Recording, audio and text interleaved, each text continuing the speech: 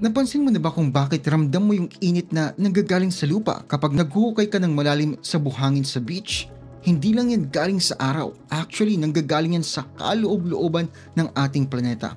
Habang mas malalim kang pumupunta, mas tumataas ang init. Pero hindi lang basta-basta. Sobrang taas ng init na parabang freezer na lang ang oven mo kapag ikukumpara. Sa kailaliman ng Earth, may core na halos purong iron at nickel na may temperatura na umaabot ng 6,000 degrees Celsius. Kasing init yan ng surface ng ating araw. Sobrang lakas ng pressure doon kaya kahit ganoon kainit, solid pa rin ang ating inner core. Sa paligid nito may liquid outer core na umiikot na siya namang gumagawa ng Earth's magnetic field na nagpoprotekta sa atin mula sa harmful solar radiation.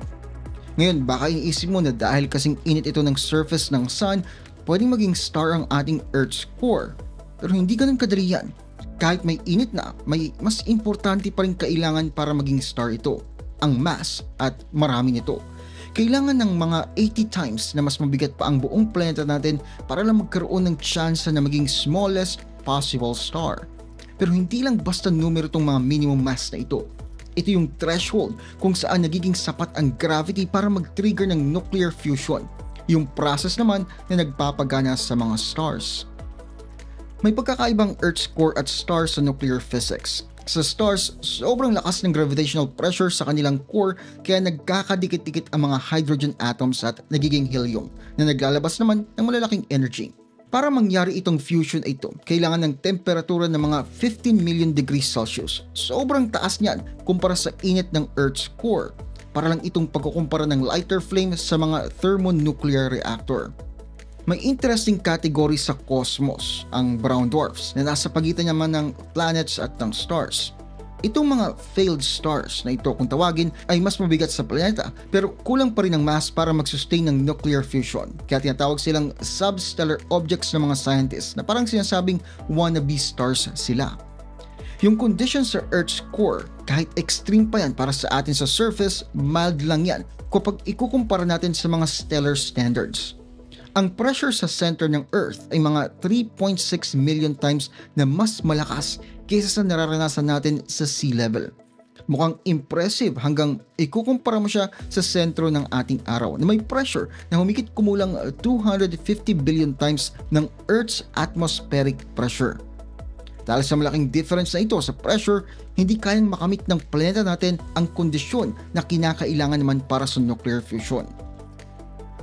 Ang pag-unawa sa Earth's core ay tumutulong sa atin na maintindihan ang lugar ng ating planeta sa cosmic hierarchy.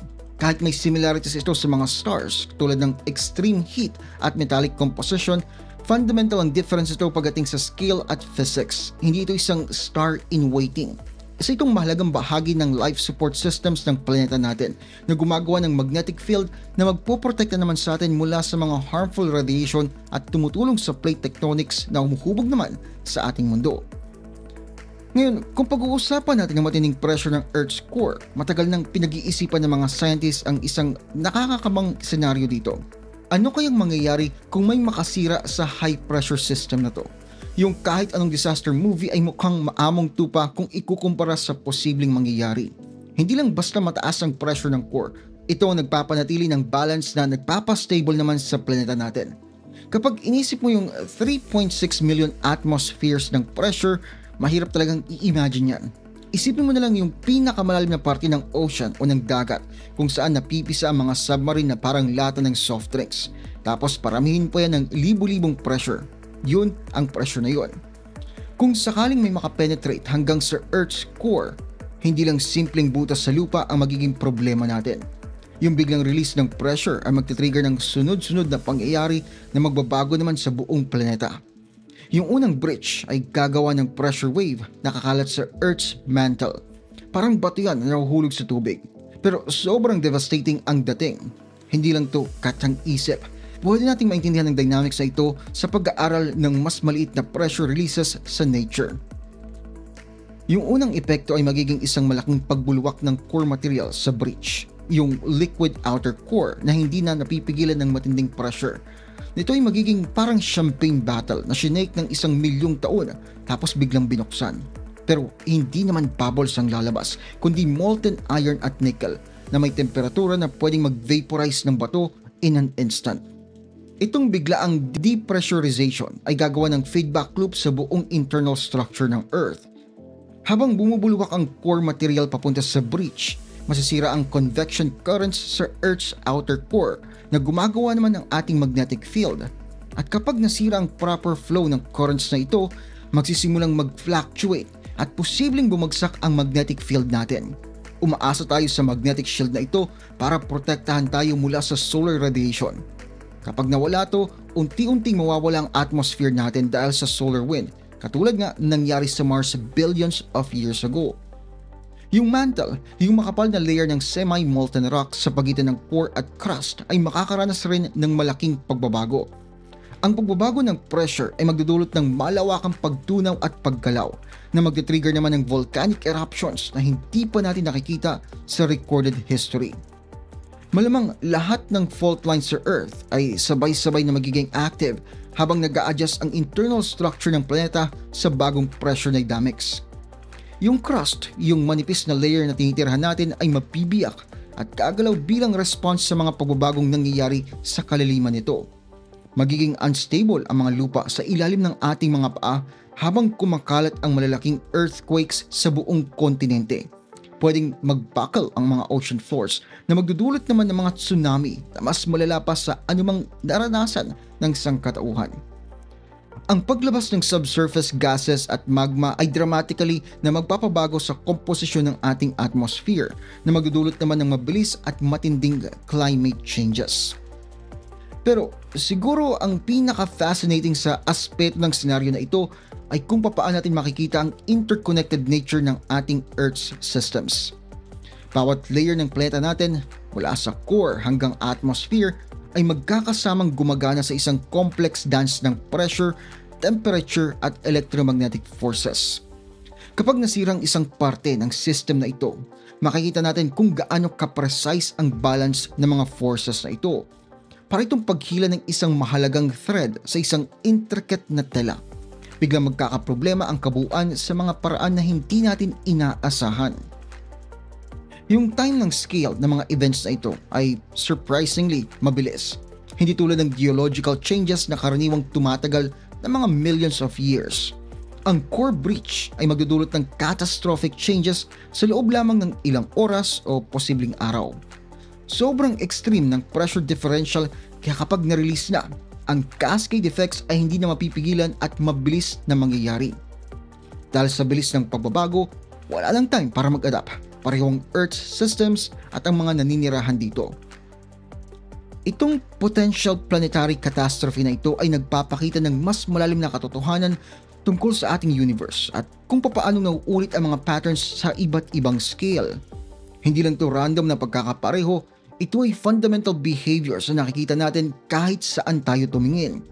Kunin natin yung core pressure scenario na pinag-uusapan nga natin, yung paraan kung papaanong kumakalat ang pressure waves sa Earth kapareho ng pagkalat ng shockwaves sa kahit anong medium, mula sa tunog sa hangin hanggang sa gravitational waves sa space-time mismo. Para bang may paboritong template ang universe, parang artist na may perfect brushstrokes na paulit-ulit ginagamit. Tingnan mo kung papaano nag-i-spiral ang mga galaxies sa space, tapos panoorin mo yung tubig na umiikot pababa sa lababo mo. Pareho lang ang mathematical principles na gumagana sa dalawang yan, kahit sobrang layo ng scale nila sa isa't isa. Hindi lang to coincidence.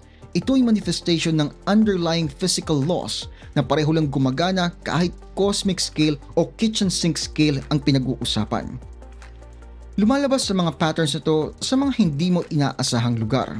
Yung paraan kung paanong nagbabranch ang blood vessels sa katawan natin ay sumusunod din sa parehong mathematical rules ng kidlat sa kalangitan.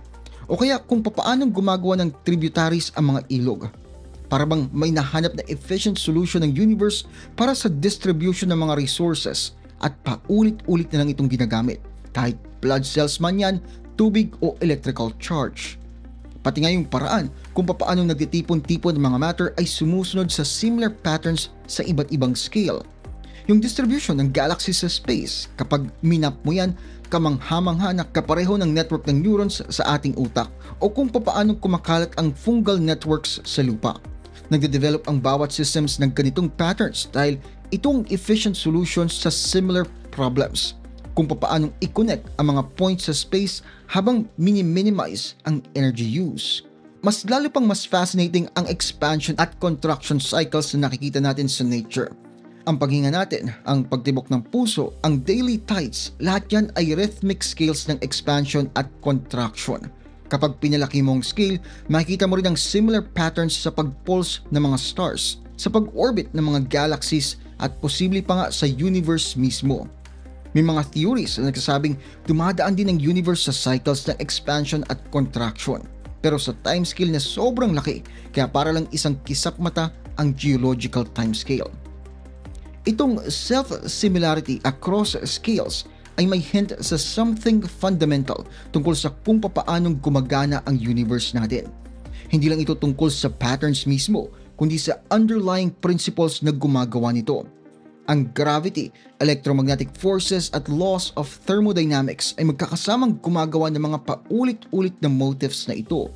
Para bang limited ang vocabulary ng universe, pero nakakagawa pa rin ito ng infinite na kwento gamit ang mga ito.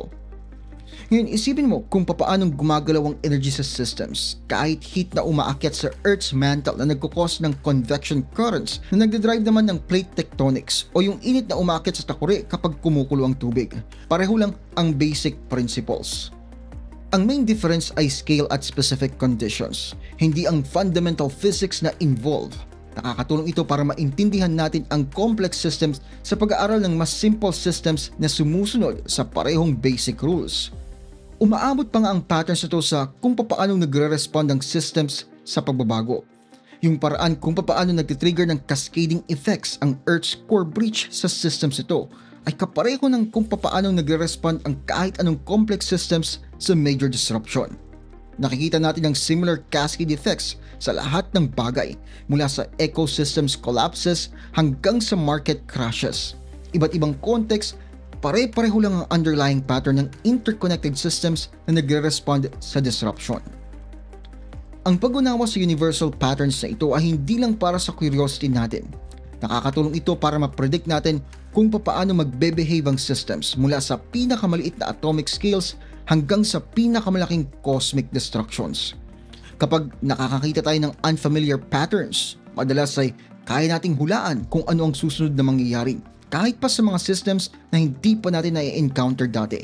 Para itong pag-recognize sa chorus ng kantang hindi mo pa naririnig, pero parang alam mo na kung ano ang notes na susunod dahil naiintindihan mo ang underlying structure ng music. At kung medyo naguluhan kayo sa topic natin ngayon, lagay nyo lang sa comment section dyan sa baba ang inyong mga katanungan at sasagutin natin yan sa Facebook page. Maraming salamat sa panonood at kita-kits tayo sa next video. Maraming salamat po sa inyong panonood. Kung mahilig kayo sa history, mystery, religion, urban legends at iba pa, paki-subscribe naman po ang isa kong channel, ang Libro. May bagong videos po every week. Paki-like at paki-follow na rin po ang aking Facebook page. Meron po tayong member content, paki-check na lamang po ang playlist. Marami-rami na rin pong nakalagay doon. Muli, maraming salamat po sa inyong patuloy na pagsuporta.